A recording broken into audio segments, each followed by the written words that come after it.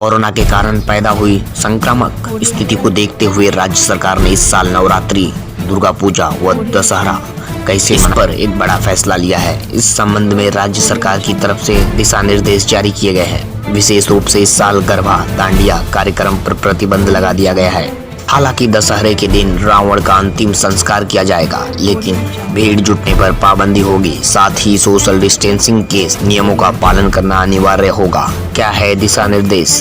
पहला निर्देश यह है कि सार्वजनिक नवरात्रि त्योहारों के लिए मंडलों को नियम अनुसार नगर निगम स्थानीय प्रशासन से पूर्व अनुमति लेने की आवश्यकता होगी। दूसरा निर्देश यह है कि कोविड-19 के कारण होने वाली महामारी की स्थिति को देखते हुए सीमित रूप में ही मंडप स्थापित किया जाना चाहिए। तीसरा निर्देश यह है कि इस साल के नवरात्रि त्योहार को सादगी और घरेलू तरीके से मनाया जाना होगा। देवी की मूर्ति अधिक ऊंची नहीं होनी चाहिए, मूर्ति को उसी के अनुसार सजाया जाना चाहिए। चौथा निर्देश यह है कि देवी की मूर्ति की ऊंचाई सार्वजनिक मंडलों के लिए 4 फीट और घरेलू देवी मूर्ति की ऊंचाई 2 फीट से अधिक नहीं होनी चाहिए। पांचवा निर्देश यह है कि यदि संभव हो तो पारंपरिक मूर्ति के बजाय घर की मूर्ति हो तो अधिक अच्छा। यदि मूर्ति पर्यावरण के अनुकूल है, घर अथवा बिल्डिंग के आसपास ही विसर्जित करें। आठवां निर्देश यह है कि यदि घर पर विसर्जन संभव नहीं है तो स्थानीय प्रशासन के साथ बात करके विसर्जन स्थल पर विसर्जन की व्यवस्था किया जाना चाहिए।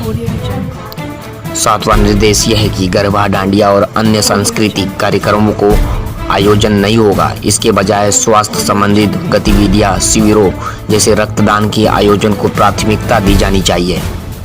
आठवां निर्देश यह है कि आरती, भजन, कीर्तन या अन्य धार्मिक कार्यक्रमों को आयोजन करते समय कोई भीड़ नहीं होनी चाहिए और ध्वनि प्रदूषण के बारे में नियमों और प्रावधानों का पालन किया जाना चाहिए। नवा निर्देश यह है कि केबल नेटवर्क, वेबसाइट व फेसबुक आदि के माध्यम से देवी के दर्शन को ऑनलाइन उपलब्ध कराने के लिए अधिकतम व्यवस्था की जानी चाहिए। 10वां निर्देश यह है कि देवी के मंडपों में थर्मल स्क्रीनिंग के लिए पर्याप्त व्यवस्था की जानी चाहिए।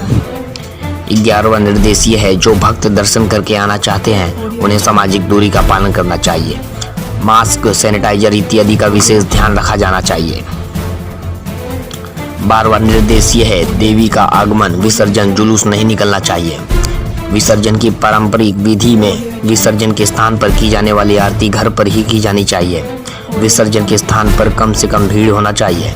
बच्चों और वरिष्ठ नागरिकों को सुरक्षा कारणों से विसर्जन स्थल पर जाने से बचना चाहिए। यही है महाराष्ट्र सरकार के दिशा निर्देश और आप बने रहें मेट्रो सिटी समाचार के साथ।